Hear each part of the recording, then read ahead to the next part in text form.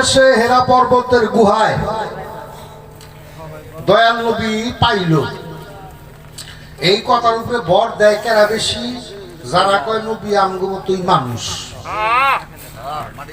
40 বছরের আগে তো নবী আসাল্লাহ, 40 বছরের নবুয়াত পাইয়া নবী হয়েছে। ওরা দেয় এটাই ভোট বেশি। কিন্তু হাদিসে যে উল্লেখ আছে, নবী বলে আদমকে যখন মাটি কাদা দ্বারা সৃষ্টি করা হয় নাই, তারও 5 কোটি 8 লক্ষ বছর আগে আমি নবী ছিলাম। 5 কোটি 8 লক্ষ বছর আগে আমি নবী ছিলাম।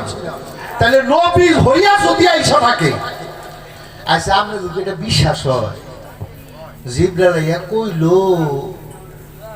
হে নবী ইকরা, আপনি পাঠ করেন। আর আমার নবী কইল ও জিবরাইল আনা উম্মি, আনা উম্মি। এখন আম করে বুঝায়, নবী কইল জিবরাইল আমি তো লেখাপড়া জানি না, আমি পড়বো কিবা করে। এই ব্যাক করলে ঘরে ব্যাক করবে। আমার নবীর লেখাপড়ার দরকার। যাকে সৃষ্টি না করলে কুল কায়নাতের একটা বাড়ি করার সৃষ্টি হইতো না।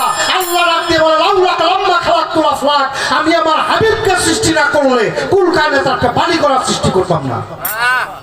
আমার সেই নবীর লেখাপড়া দরকার। জিবরাইলকে বলবো আনা।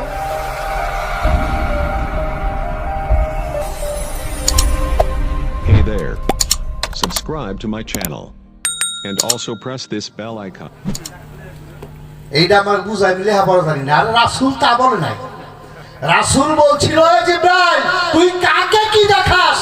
আনা উম্মি, আমি হইলাম উম্মুন ধাতু থেকে উম্মি শব্দের উৎপত্তি। উম্মুন ধাতু থেকে উম্মি শব্দের উৎপত্তি। এই উম্মুন শব্দের অর্থ মূল বা শিকড়। জিবরাইল কেমন নবী ডাক দিয়া কইল, আরে জিবরাইল তুই কারে কি দেখাস? আমি তো মূল শক্তি। এই কোরআনও আমার থেকে সৃষ্টি, আরশ কুরসি লৌহ কলম সমস্ত কিছুই আমার থেকে সৃষ্টি। তুই আমারে কি শিখাবার আসোস? নবী যদি লেখাপড়া না জানতো, হেরাক্লিয়াসের কাছে পত্র লিখছিল না নবী নিজের হাতে? পত্রটা ছিল না, এখনো তার কপি ফেসবুকে দেখা যায় না। তো যে লোক লেখাপড়া জানে না, সেই লোক লেখা চিঠি দিব কেমন করে?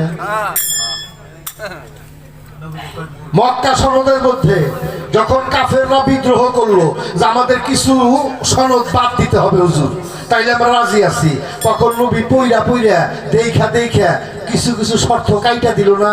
তো যে লোক লেখাপড়া জানে না, হে শর্ত কাটু কিভাবে? বাবা, আমাদের এখনকার যুগে ইমানটাকে চুরি করার একটা ব্যবস্থা হইতেছে। এই ইমানটাকে চুরি যেন না হয়, এর থেকে সাবধান থাকতে হবে। নবী আমাদের মতো মানুষ কারা বলে? আচ্ছা বাবা, মা মেনার গর্ভে নবী ছিল। আমাদের মায়েদের গর্ভে যখন আমরা ছিলাম, আমাদের মায়ের পেটটা উঁচু হয়েছে না? একটু হলেও তো উঁচু হয়েছে, দেখা গেছে যে আমাদের মায়ের পেটটা উঁচু হয়েছে। আচ্ছা, মা মেনার গর্ভের নবী ছিল। যত কোটি রাবি আছে, যত হাজার নবীর জীবনী আছে, কোন রাবি এই কথা লিখেছে মা মেনার পেটটা উঁচু হয়েছিল? তাহলে নবী কি তোমার মতো মানুষ? তুমি তো পেটে আসছিলে, পেট উঁচু হয়েছিল, তোমার মায়ের পেট উঁচু হয়েছিল। নবী তোমার মতো মানুষ? দয়াল নবী পৃথিবীতে চলাফেরা করত। আমরা এই যে লাইটের মধ্যে দাঁড়াইছি, তাই না? সাইবে মুরাই লাইট, তাও গুলো আমাকে সেহা দেখা যায়, সেহা দেখা যায় না? এই দিয়েগুলো পিছনে দেখা যায়, ওই দিয়েগুলো পিছনে দেখা যায়। আমার নবীর ছায়া পড়ছিল। তাহলে বেটা তুই যে হাড়স, তোর তো ছায়া পড়ে, তুই কি নবীর মতো মানুষ? পৃথিবীর জগতের কেউ কি নবীর মতো হতে পারে? সিদরাতুল মুনতাহায় নবী যখন মেরাজ যায়, সিদরাতুল মুনতাহার উপরে জিবরাইল কয় হুজুর নামেন। কয় জিবরাইল নামমু, তাইলে আমি আয়া বসছি। কয় হুজুর এখান থেকে বহু দূর, এটা তো কেবল বর্ডারে আইছে, রাজধানী বহু দূর। আচ্ছা, বুরাক বাংলো, বানার পর কাছে জিব্রাইল তাহলে এখন চাম কিবা ফিরে বোরাক থেকে নামাইলে কয় হুজুর আপনাকে নেওয়ার জন্য বাহন আসতেছে। আসলো রফরফ। বোরাক শব্দের অর্থ বিদ্যুতের গতিজাত, তাকে বলা হয় বোরাক। আর রফরফ হইল বোরাকের চাইতেও ৭০,০০০ গুণ গতি যার বেশি, সেটার নাম হইল রফরফ। সুবহানাল্লাহ। একটা বসার আসো, দয়াল নবী বসলেন, বৈশাখাল জিব্রাইল আমার কাছে আসো, এতক্ষণ আমার সাথে আসছো সাতবক জমিনের উপরে, এই পর্যন্ত আসমানের উপরে আসলা সিদরাতুল মুনতাহায়, তাহলে আমার সাথে এখন আসো। জিব্রাইল কয় হুজুর আমাকে ক্ষমা করবেন। জিব্রাইল কিসের তৈরি? নূরের তৈরি না? ফেরেশতা সব নূরের তৈরি না? নূরের তৈরি।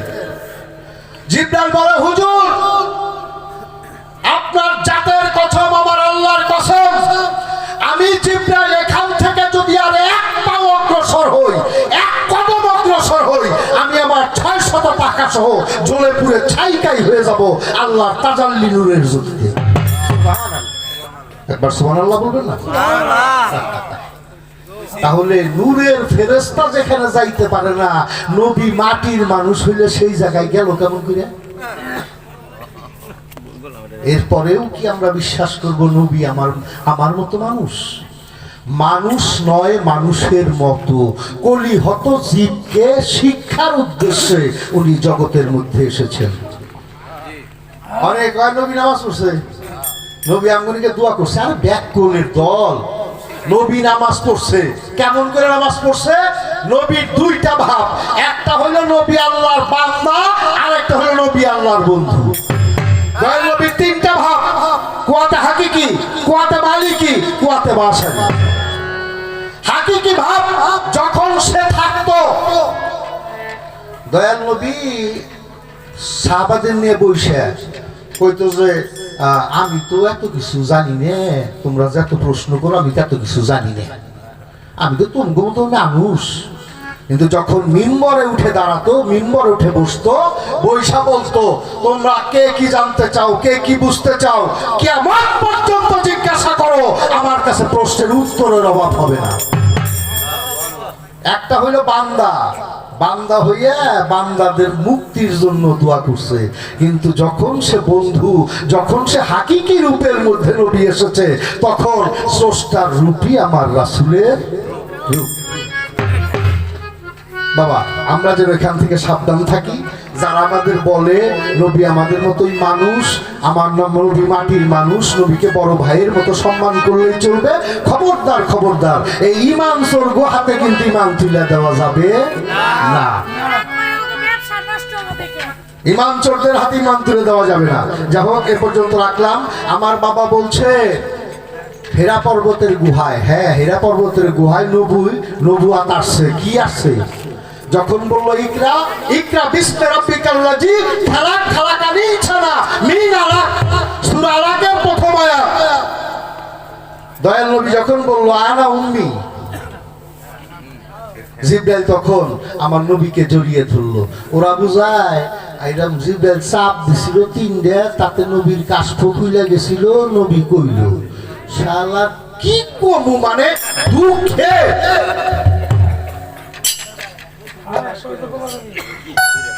আমার নবীর কাশফ হলো জিব্রাইল। জিব্রাইলের ১৪ কুশি ক্ষমতা আছে, যাকে সৃষ্টি না করলে আল্লাহ কুল কায়নাতের কিছুই সৃষ্টি করতো না। যখন আমার নবী বললো যে আমি মূল, জিব্রাইল তাকে চাপ দিয়ে ধরলো, হুজুর গো আমার বুঝতে ভুল হয়ে গেছে, আমার বুঝতে ভুল হয়ে গেছে, আমি বুঝতে পারি নাই। ধরলো, আমার নবী পড়তে আরম্ভ করলো। উনি পড়তেছেন। আচ্ছা বাবা এইটা একটা, এই কথাটা বাদ দিয়ে আর একটা কথা একটু বলি সুন্দর। কোরআন নাযিল হয়েছে ৪০ বছরে প্রথম। মাওলা আলীর জন্ম তার বহু আগে না। মাওলা আলীর মায়ের নাম হইল ফাতেমা বিনতে আসাদ। এই গর্ভে সন্তান নিয়ে আমাদের মায়েরা কিন্তু অনেক সময় অনেক মানত করে, আল্লাহ আমার ছেলেটা বাচ্চাটা যদি সুষ্ঠুভাবেই হয়, আল্লাহ গো আমি অমুক মাজারে যাবো, অমুক মসজিদে যাবো, সিন্নি দিব, এই করবো সেই করবো ইত্যাদি ইত্যাদি মানত করে। মা ফাতেমা বিনতে আসাদ মানত করলো, হে আল্লাহ আমার গর্ভের সন্তান পৃথিবীতে আসবে, আল্লাহ গো আমি কাবা শরীফটাকে 7 বার করে তাওয়াফ করব। আমি কাবাটাকে 7 বার করে তাওয়াফ করব। মৌলা আলীর মা কাবা শরীফ তাওয়াফ করে ঘুরতেছে, এখন তাকিয়ে দেখে যখন যেদিকে যায় মনে হয় কাবাটা সেই দিকেই হেলে। কাবাটা সেদিকেই হেলে। মা ফাতেমা বিনতে আসাদ বলে, কি কাবা শরীফ আমার দিকে নত হয় কেন? কাবা ডেকে বলে, মারে তুই তো জানিস না আমি যে কাবা, আমার কাবা যে তোর গর্ভের মধ্যে লুকিয়ে আছে। আমার চাইতে বড় কাবা তোর মধ্যে লুকিয়ে আছে। এই জন্য নবীর হাদিসে এসেছে, আল মুমিনু আকরাবু মিনাল কাবা।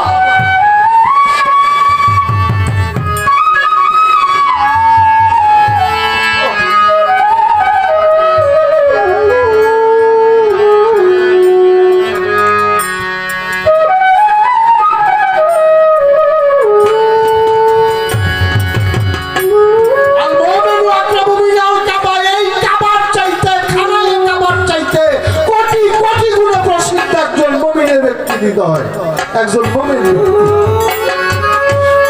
এই মুমিন হওয়াটা বড় কথা বাবা। ফাতেমা বিনতে আসাদ হঠাৎ করে অনুভব করলো তার প্রসব ব্যথা শুরু হয়ে গেছে, বাচ্চা প্রসব হবে। ডাক দিয়ে বলল, আল্লাহ এখন মক্কার চারপাশে ঘর বাড়ি আছে, তখন তো কিছু ছিল না, গাছ আর গাছ।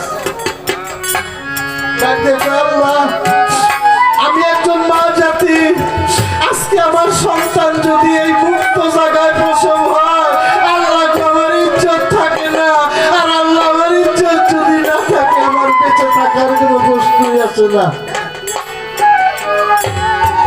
পলকের মধ্যে কাবা আল্লাহর কাছে ফরিয়াদ করলো, পাক পাড়া গেলাহি আমার একটু জবান খুলে দেন, মায়ের সঙ্গে দুটো কথা কই। কাবার জবান খুলে গেছে, কাবা ডাকতেছে, মা ও মা। ফাতেমা বিনতে আসাদ বলে, মা বলে ডাকলো কে? তাকিয়ে দেখে পিছনে কাবা ঘর থেকে আওয়াজ আসতেছে। কাবা ঘর ডাক দিয়ে কয়, মা রে আমি আমার দেওয়াল ফাঁক করে দিয়েছি, তুই আমার ঘরের মধ্যে প্রবেশ কর। এই পৃথিবীর একটি মানুষ কিয়ামত থেকে শুরু থেকে কিয়ামত পর্যন্ত আর কোন ব্যক্তি এই কাবা ঘরের মধ্যে জন্ম হয়নি, হবে না, ভবিষ্যতে হবে না। একজন মাত্র ব্যক্তি, সেটা মাওলা আলী, যার জন্ম হয়েছিল পবিত্র কাবা ঘরের মধ্যে। কাবা ঘরের মধ্যে ঢুকে গেল, ঢুকে যাওয়ার সঙ্গে সঙ্গে মাওলা আলী পৃথিবীতে আসলো, কিন্তু আসলে হবে কি? দরজা আটকানো, আবার দেওয়াল হয়ে গেছে, বের হইতে পারতেছে না। মাওলা আলী মা চোখ খুলে না, মুখ খুলে খায় না, কান্না করে না, কিছুই না, একটা মাংস পিণ্ডের মতো মায়ের কোলে মা বসে বসে কান্দে। 3 দিন আমার দয়াল নবী গিয়েছিল কোথাও হিজরতে, নবীর সংবাদ পাইয়া দ্রুত চলে আসলো, আইসা কাবা ঘরের কাছে যায়, মা ও মা আমার নবীকে, আমার নবী রে। ফাতেমা বিনতে আসাদ খুব ভালোবাসতো, আপন ছেলের মতো দেখতো, তাই নবী তাকে মা বলে ডাকতো। বলে, মা কি হয়েছে? বাবা আমি তো এখান থেকে বের হইতে পারতেছি না। আমার নবী কয়, মা এখন বের করতেছি। দেয়ালের মধ্যে হাত দেওয়ার সঙ্গে সঙ্গে দরজা ফাতেমা বিনতে আসাদ দয়াল নবীকে কোলে নিয়ে আইসা কয়, মোহাম্মদ এ কেমন সন্তানের মা আমি হইলাম রে? কেন মা, কি হয়েছে? ও মোহাম্মদ আমার ছেলে 3 দিন যাবত হয়েছে, চোখ দিয়ে তাকায় না, মুখ দিয়া কিছু খায় না, নড়ে না, চলে না, এই ছেলে দিয়ে আমি কি করবো? আমার নবী কয়, মা ওর একটু আমার করে দিবে। বাবা নে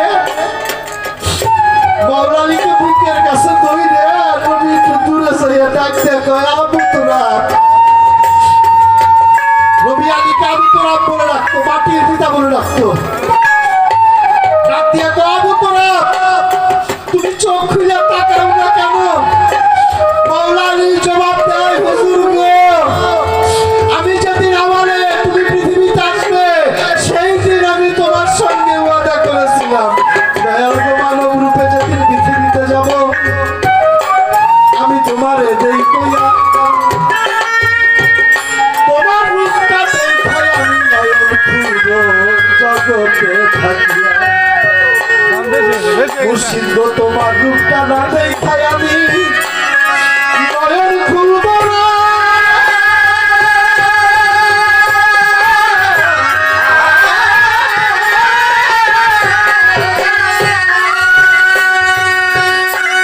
মুর্শিদের ছবিটা ছাড়াইয়া ভক্ত নয়ন খুলে না। চক্ষু কইলা দেখলে আমার দয়ালের ছবি। বাবারে ওই রূপটা স্মরণ রাখলে নিগার কানে কাঁদি। গুরু যাহার হয় কান্দারি, মুর্শিদ যাহার হয় কান্দারি, আমার দয়াল যাহার হয় কান্দারি। আপনি এসে দেবে পারি নতুন চার্জার হয় কান্দা বলে বলেছে দিতে পারি দয়াল যাহার হয় কান্দারি। নয়ন মেলে আমি দেখলো মুর্শিদ তাকাইয়া হাত করে আলু ভাই বানাইয়া। মুখ খুলে হাত করলো দয়াল নবী তারা বঞ্চিত পাতা আলীর মুখের মধ্যে ঢুকিয়ে দিল। আলী চুষে চুষে খাইতে আরম্ভ করল। বাবা এখানেও একটা বেলায়তি শক্তি আমার আলীর মধ্যে দয়াল নবী ঢুকিয়ে দিল। যখন খাইলো খাওয়ার সঙ্গে সঙ্গে আমার নবী দয়ালি আমি তোমার জানাই। আরো 50 বছর পরে কোরআন নাযিল হয়েছে দুনিয়াতে ভাই।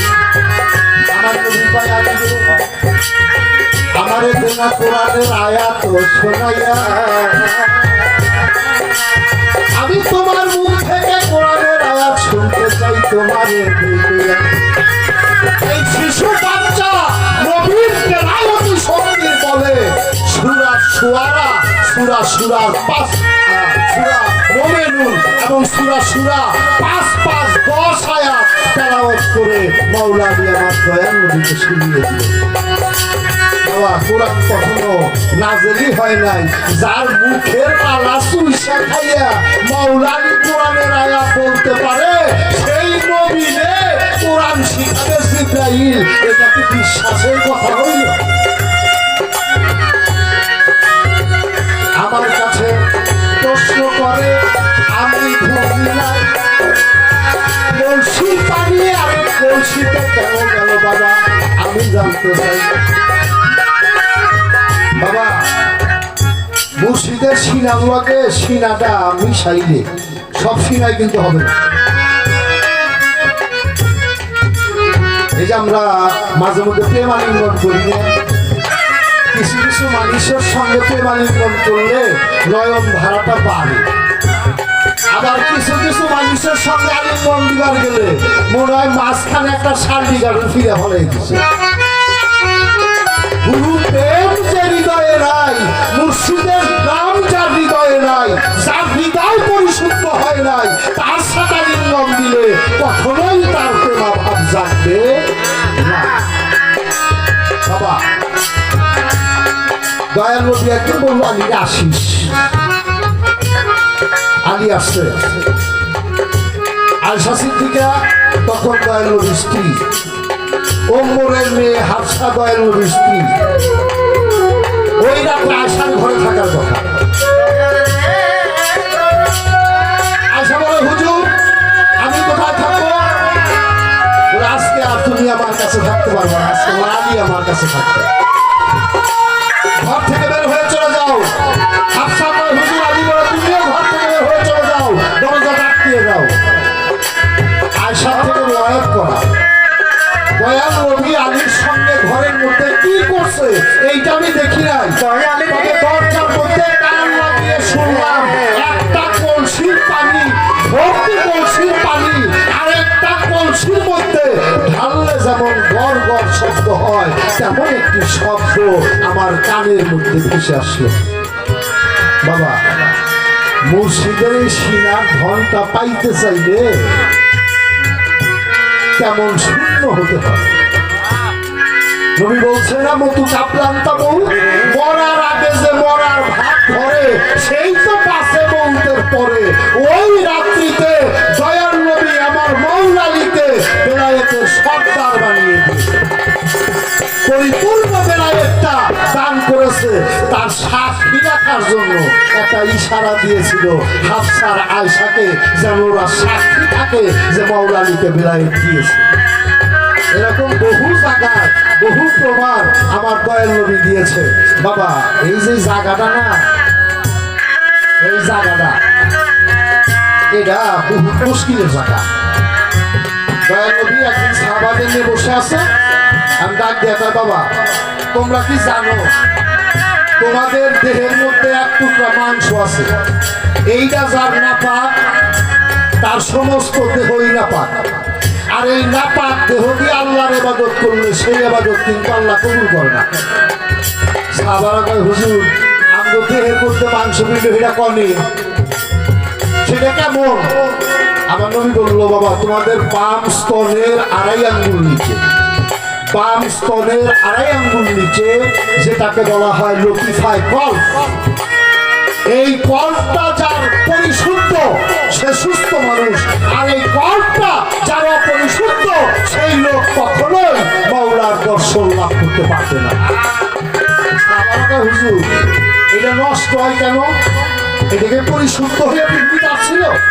রাসূল বলল, বাবা যখন আল্লাহ পাঠায় তখন পরিশুদ্ধ দিয়েই পাঠায়, কিন্তু ক্রমান্বয়ে তোমার বয়োবৃদ্ধির সাথে সাথে কাম, ক্রোধ, মোহ, মায়া, মাৎসর্য ষড়ঋতুর আওতাধীন হইয়া ক্রমে ক্রমে ক্রমে ক্রমে তোমার কল্পটা মলিন হয়ে গেছে, তোমার কল্পটা হয়ে গেছে জং ধরা, মরচে পড়া। তাই বাবা এই কল্পে কখনো মওলার সুসংবাদ আসে না। সাহাবারা হুজুর আমরা দিনের মধ্যে ফরজ গোসল করি, 5 বার 5 ওয়াক্ত নামাজ পড়ি, 5 বার ওযু করি, তাতে কি এই জায়গা পবিত্র হয় না? আমার নবী বলে, না বাবা ওই জায়গার মধ্যে পৃথিবীর কোনো পানি ঢুকে না, বাইরের পানি ঢুকে না।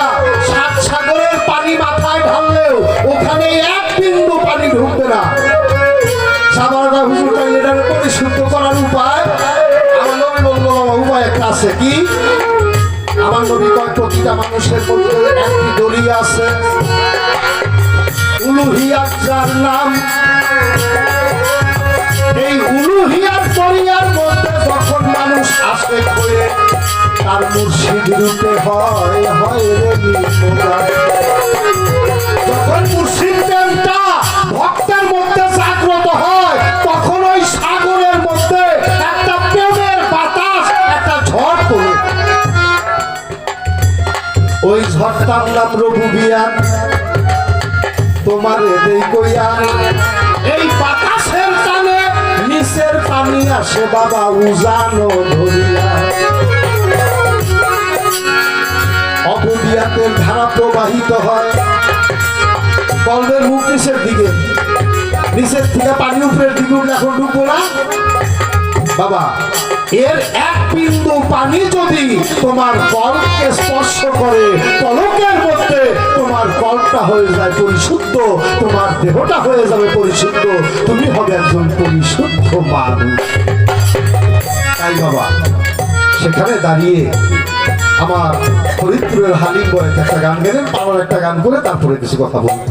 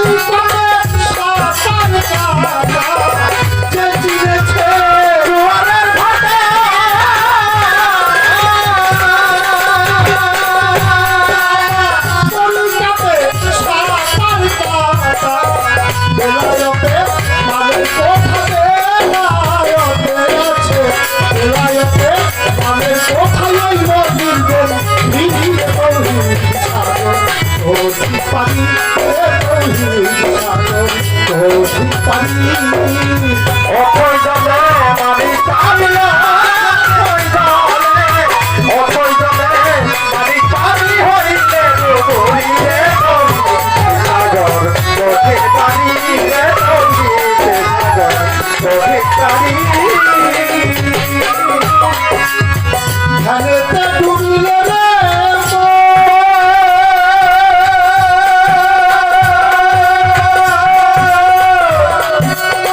খুলে যাবে মুক্ত নয়ন ধানেতে ডুবলে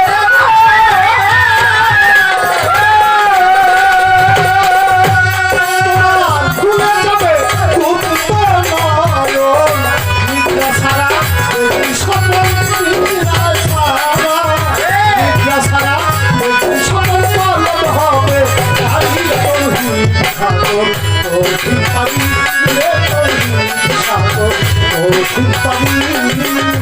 অথই জলে মানি কামিয়া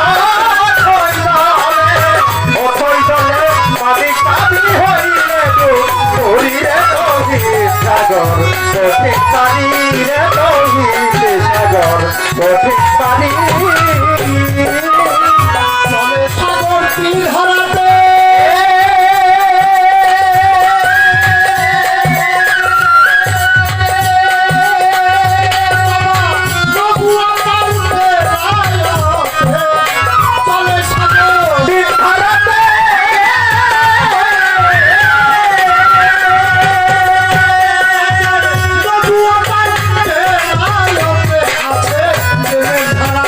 চলে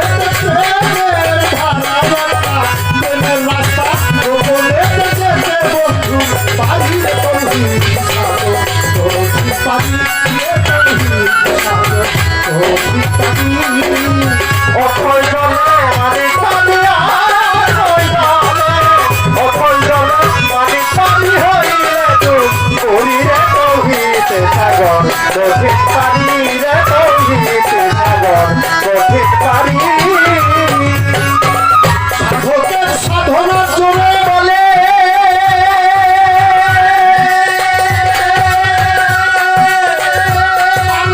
সে সাধন নাই মন্থন করে সাধকের সাধনা বলে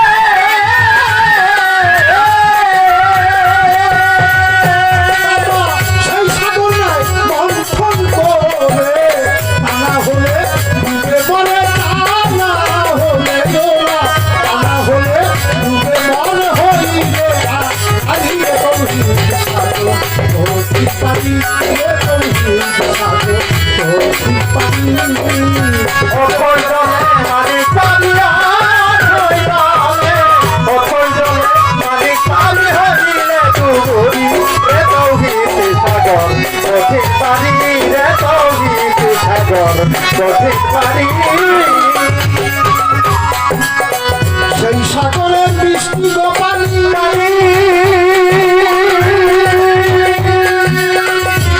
বাবা যে খেয়েছে যত পানি সেই সাগরে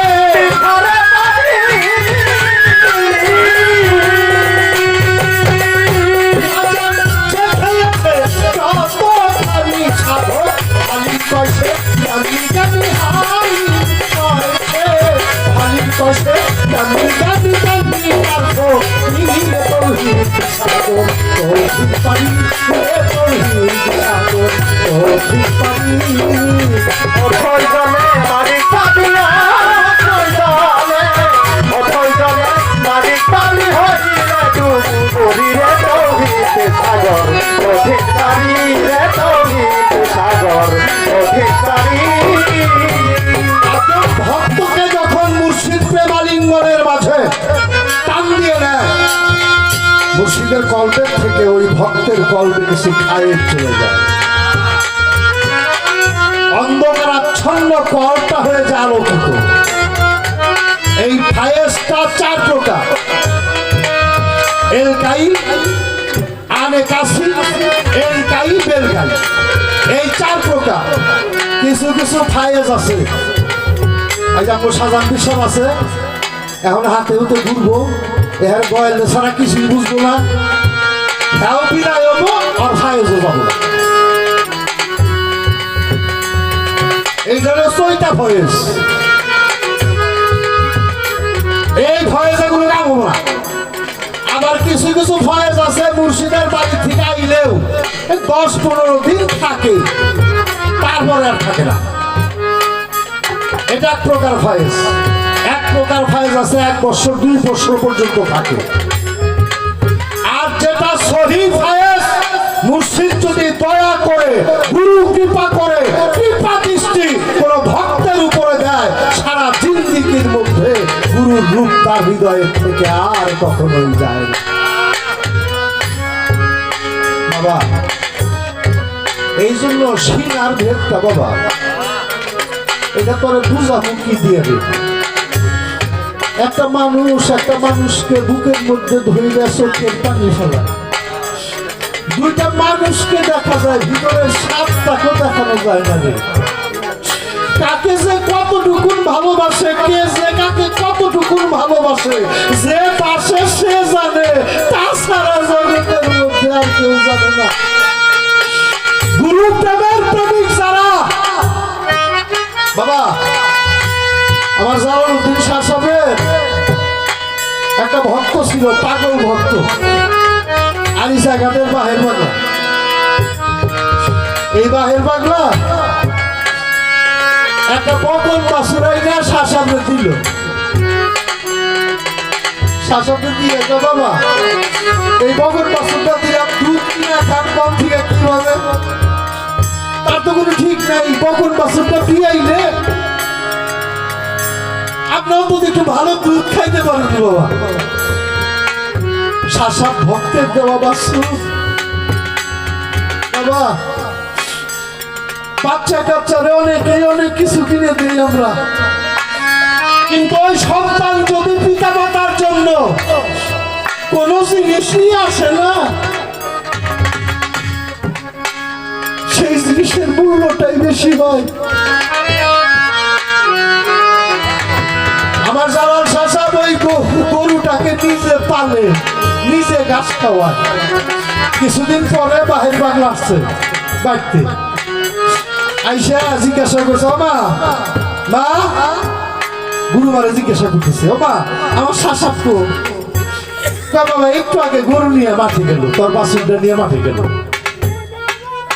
বাহির বাংলা গেছে, তাকে দেখে প্রচন্ড রোদ, এই রোদের মধ্যে শাসক গরুর দই ধরে বসে বসে গরুটা ঘাস খাইতেছে। বাহির বাংলা কইটা আমি কি করলাম রে, এইটা আমি কি করেছি রে? এই প্রচন্ড রোদের মধ্যে আমার মুর্শিদ ঘাস খাওয়াইতেছে গরু রে, আমার মুর্শিদের গায়ে রোদ লাগে, এইটা আমি কি করছি রে? আমি যদি এই গাভীটা না দিতাম, আমার শাসক তো কোনো দিন এই রোদ করতে পারতো না। পিছনে দাঁড়িয়ে বাহির বাংলা কয়ে গাভী, আমি তোকে হুকুম করলাম, আমি তোর বিদায় দিয়ে দিলাম, এই মুহূর্তে তুই মরে মরে যা। বলার সঙ্গে সঙ্গে গাভীটা ধাপ দিয়া পইরা মরে গেছে। জালাল শাসকের হাতে রশি, চোখের সামনে গাভী ধরে মরে গেল।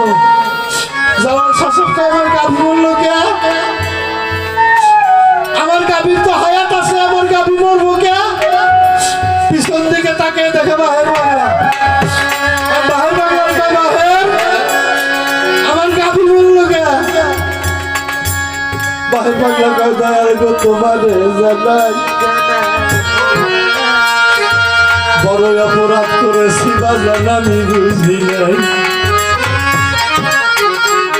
বড় অপরাধ করেছি আমি তোমার এই গাভীটা দিয়া, আমার এই গাভীর জন্য রোদ্রের মধ্যে রইয়াছো বসিয়া বাবা, এই জন্য আমি গাভীটারে বিদায় করে দিলাম। আমার শাসার দেখবেন বাহির গাই তো তোর না, তুই তো আমারে দিয়ে দিছিলি, তাইলে কি তুই তোরটা নাই আমারে দিছিলি? না তুই পুরাটাই আমার দিছিলি, আমার গাভী তুই বিদায় করে দেওয়ার কেমন? যা, তুই যখন আমার গাভীকে বিদায় করে দিছস, আমি তোরে বিদায় দিয়ে দিলাম। তোর আর আমার দরকার নাই, তোর আর পৃথিবীতে থাকার দরকার নাই। বাহির পাগলা, দয়ালের পায়ের মধ্যে বুঝলে একটা ভক্তি দিয়ে, বাবা আমি বুঝতে পারি না, আমি যখন অপরাধ করেই ফেলেছি, আমি আর এই জগতের মধ্যে থাকতে চাই না। বাড়িতে যাইয়া ছেলের কাছ থেকে কিছু টাকা নিয়ে কাপড়ের কাপড় টাপড় কিনে গুরুমার কাছে এসে বলছে, মাগো তোমার জানা আর আমার এই জগতে থাকার মাগো কোনো উপায় নাই। মাগো পাগল কি হয়েছে তোর? বাহের পাগলা বলে, মানে তোমারে দেখয়া আমার শ্মশান দিছে আমার বিদায় করিয়া, আপনার হাতে কাফন পরে আপনি বাহের পাগলা কবর কাটিয়া ওই কবরে শুইল পাগল আপনি ইচ্ছায় যাইয়া। ভক্তদের বললো, বাবারা আমি আমার দেহ ত্যাগ করবো, আমি আর থাকতে পারবো না, আমার মুর্শিদের উগ্র হয়ে গেছে, আমি চলে যাব। ভক্ত আবার পাগলের পাগলামি কি দিয়া কি কয়। কবরের মধ্যে শোয়ার সঙ্গে সঙ্গে দেখা গেল বাহের পাগলা তার আপন দেশে চলে গেছে। বাহের পাগলা সেজে চলল। গুরু জানে ভক্তের জানা, অন্য জানে না, যার সঙ্গে জানলে না আছে জীবনা। যে যাহারে যে তাহারে নয়ন কোণে সদাই ভাসে রে, যে যাহারে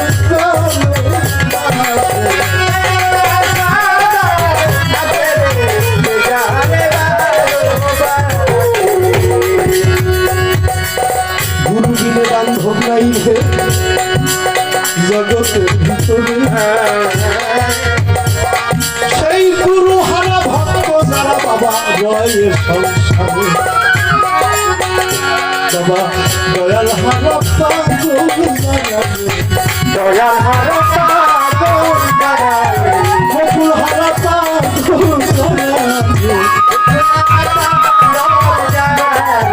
দেখলে চেনা যায় চেহারা, দয়াল হারা পাগল জানালে। তারে দেখে চিনা যায় জানালে, দয়াল হারা পাগল জানালে। দয়াল হারা টাঙাল যারা আছে ভরা, উপরে তার বৃদ্ধি ভালো, ভিতর দুইটা সাই। আজকে আমার বাদশা সাতকে হারাইয়া সাজাহান ঘুরে দাঁড়ে দাঁড়ে, ভাই সে জানে ভাইয়ের জ্বালা এ ভাব সংসারে, ভাই সে জানে ভাইয়ের জ্বালা, বাইশে জানে ভাইয়ের জ্বালা, ভাই সে জানে ভাইয়ের জ্বালা, বাইশে জানে ভাইয়ের জ্বালা, ভাইয়ের ধরে ভাইয়ের গলা, ভাই সে জানে ভাইয়ের জ্বালা। ভাইয়ের ধরে ভাইয়ের গলা, বাইশে জানে ভাইয়ের জ্বালা। অসময়ে কোথায় আছো তোরই কারো ভাই, তোমার সাথে বুদ্ধি সাইলে বড় স্বাধীনতা। আইরে ভাই মোর বুকে আয়, আইরে ভাই মোর বুকে আয়, আইরে ভাই মোর বুকে আয়, আইরে ভাই মোর বুকে আয়। বুকে লইয়া তোর করে দে, আইরে ভাই মোর বুকে আয়। বুকে লইয়া আদর করি রে, আইরে ভাই মোর বুকে আয়। সকলেরই সকল আছে, আমার তো কেউ নাই।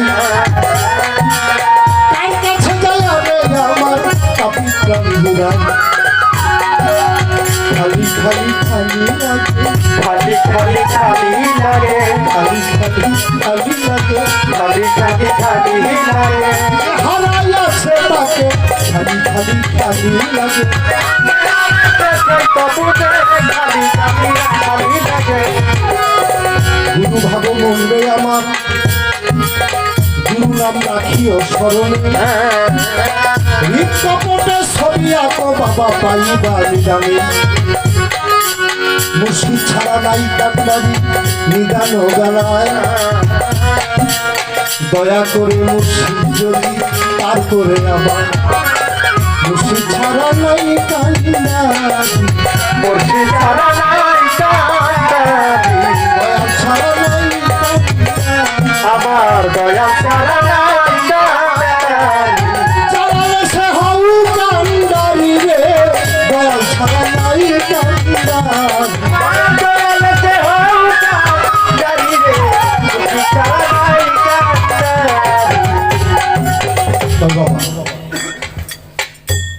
আসলে হৃদয় থেকে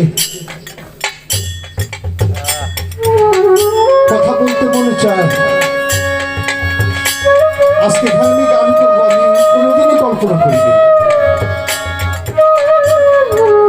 আমার ফোনে বাবা বারবার বলতেছে রিতা বারবার বলতেছে দাদু আসতে হবে আজকে সকাল থেকে আমার পেটের সমস্যা আমি সখী টাঙ্গাইল থেকে এই পর্যন্ত পৌঁছাইতে রাস্তায় গাড়ি থামিয়ে 4-5 বার বাইরে গেছি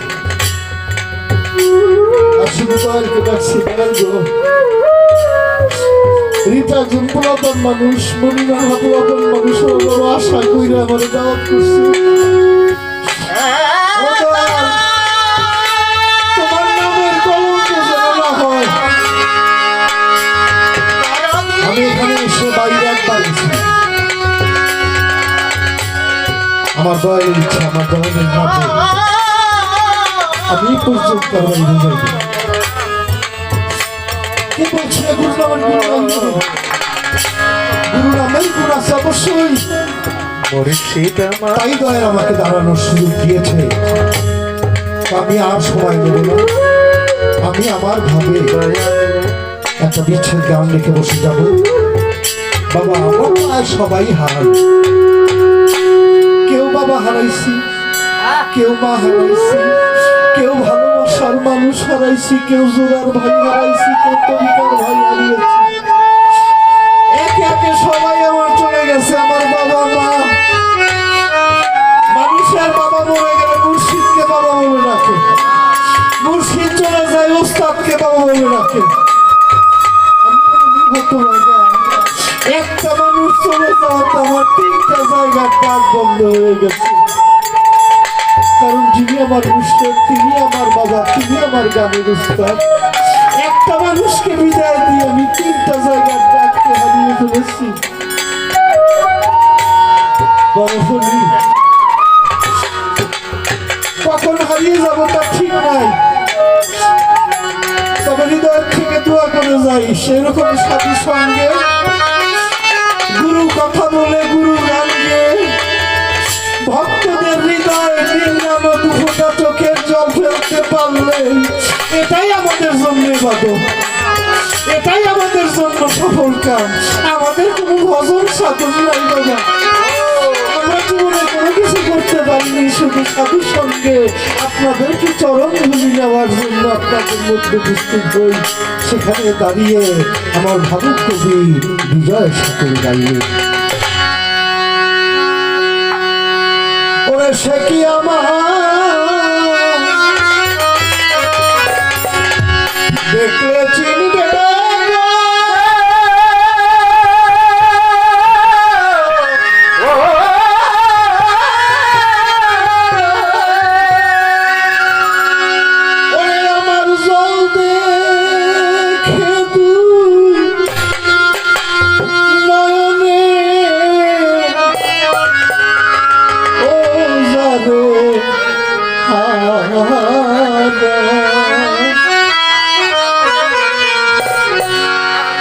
বাচ্চাদের সাথে আমার কেমন সম্পর্ক ছিল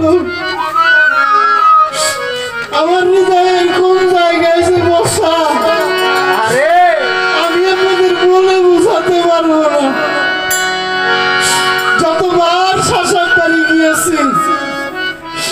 প্রত্যেকটা বার আমার সঙ্গে যাইতো ভক্তদের মধ্যে চলাচলে যাবি আমার জসিমদার সঙ্গে যাবো আমার সঙ্গে যাইতো আমার সঙ্গে একত্রে হয়ে আসতাম রাস্তায় কত কথা বলতাম আজকে সবাই আছে আমার সেই জায়গাটা খালি হৃদয়ের সেই জায়গাটা শূন্য মাগো মুর্শিদ তো ভক্তের কাছে হারায় না তবে বাহ্যিক জগতে ভজনটা আর করা যায় না ভজন কইরা মুর্শিদ পাওয়া যায় না পাইলে ভজন করতে হয় দোয়া করি দোয়া করি বড় হও অনেক বড় হও দাদুর যে আশা আকাঙ্ক্ষা সেটা তুমি পূর্ণ করো আমি মরার কাছে দোয়া করি প্রাণ খুলে আর কি ফিরে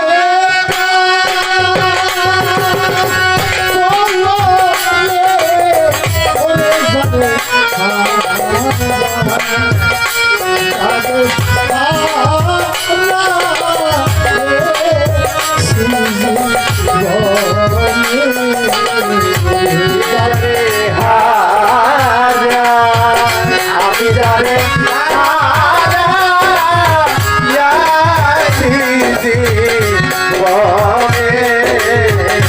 ওরে জানে আমি জানে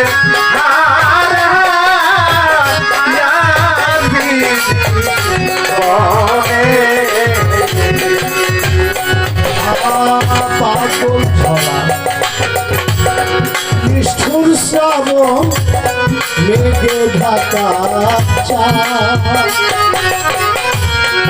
এমন দিনে হারা নাসিরে তবে আমার জয়লাল সাগরে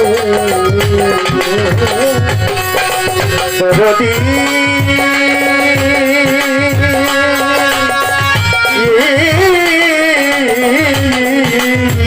ওরে দয়া শ্রাবণ মেঘে ঢাকা আমি এমন দিনে হারা আসলে তবে আমার বাচ্চা সাগরে আলোর ঝর্ণা আকাশের চাঁদনি রে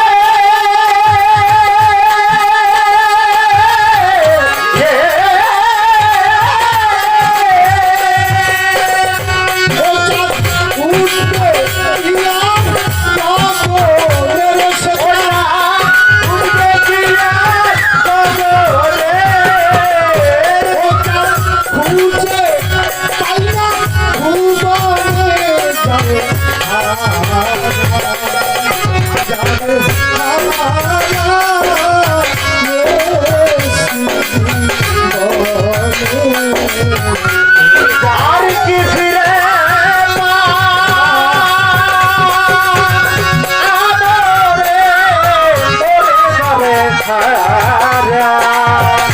আমি তারে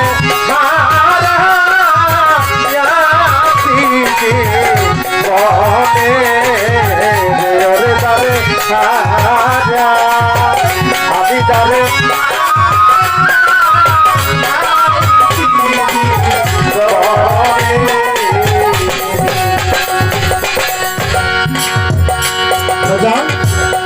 মনে মুক্তা হীরা কাঞ্চন না থাকিলে ঘরে ওরে অর্থ হলে সবই মিলে গো আবার বিন্দু সারি ঘরে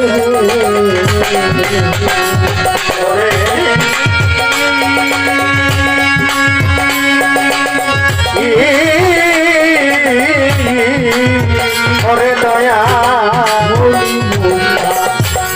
হীরা কাঞ্চন না থাকিলে ঘরে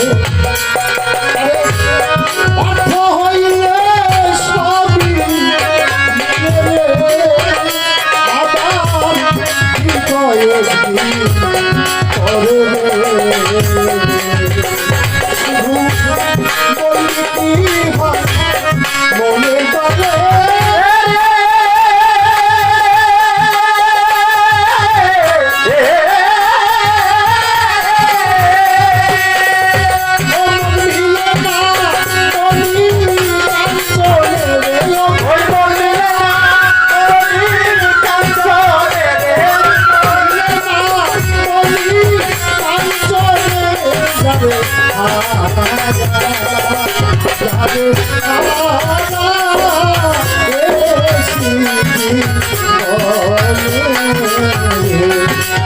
ওরে যাবে হারা আমি যাবে হারা যাচ্ছি মনে ওরে যাবে আমি যাবে হারা যাচ্ছি মনে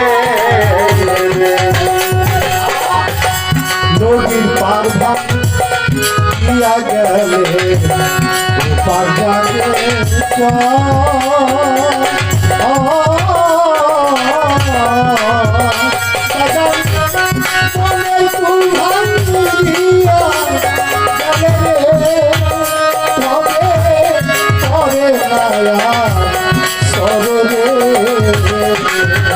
ওরে নদীর কুল ভাঙিয়া